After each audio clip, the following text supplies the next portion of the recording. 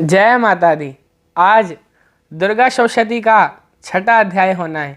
आओ हम सभी मिलकर सर्वप्रथम माँ दुर्गा का आह्वान करें। सर्वमंगल मांगल्ये शिवे सर्वार्थ साधिके शरण्ये त्र्यंबके गौरी नारायणी नमोस्तुते।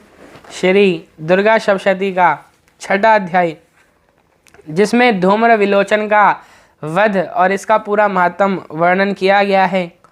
ऋषि कहते हैं कि देवी का यह कथन सुनकर दूत को बड़ा अमर्ष हुआ और उसने दैत्यराज के पास जाकर सब समाचार विस्तार पूर्वक कह सुनाया। दूत के उस वचन को सुनकर दैत्यराज कुपित हो उठा और दैत्य सेनापति धूम्रलोचन से बोला, धूम्रलोचन, तुम शीघ्र अपनी सेना साथ लेकर जाओ और उस दुष्टा के केश पकड़कर घसीटते हुए उसे बलपूर्वक यहाँ ले आओ। उसकी रक्षा करने के लिए यदि कोई दूसरा खड़ा हो तो वह देवता, यक्ष अथवा गंधर्व ही क्यों ना हो, उसे अवश्य मार डालना।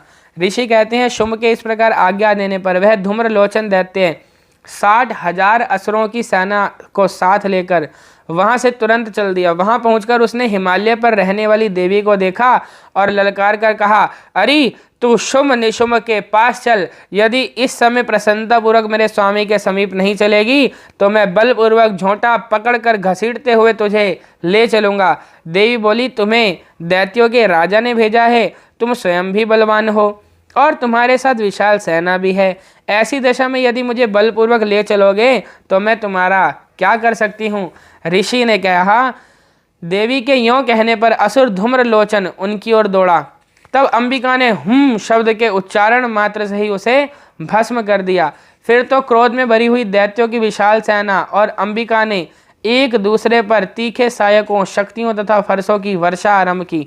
इतने में ही देवी का वाहन सिंह क्रोध में भरकर भयंकर गर्जना करके गर्दन के बालों को हिलाता हुआ असुरों की सेना में कूद पड़ा। उसने कुछ दैत्यों को पंजों की मार से, कितनों को अपने जबड़ों से और कितने ही महादैत्यों को पटक कर ओंठ की दाढ़ों से घायल करके मार डाला।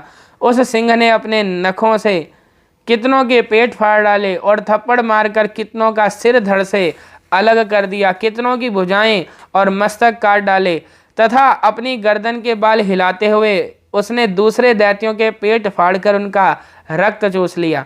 अत्यंत क्रोध में भरे हुए देवी के वाहन उस महाबली सिंह ने क्षण भर में ही असुरों की सारी सेना का संहार कर डाला। तो मैंने पहले भी आपको अध्यायों में बताया था कि माता का सिंह तो बहुत ही खतरनाक है, तो इसलिए माता के सिंह की भी सदा पूजा करनी चाहिए, उनका भी ध्यान करना चाहिए।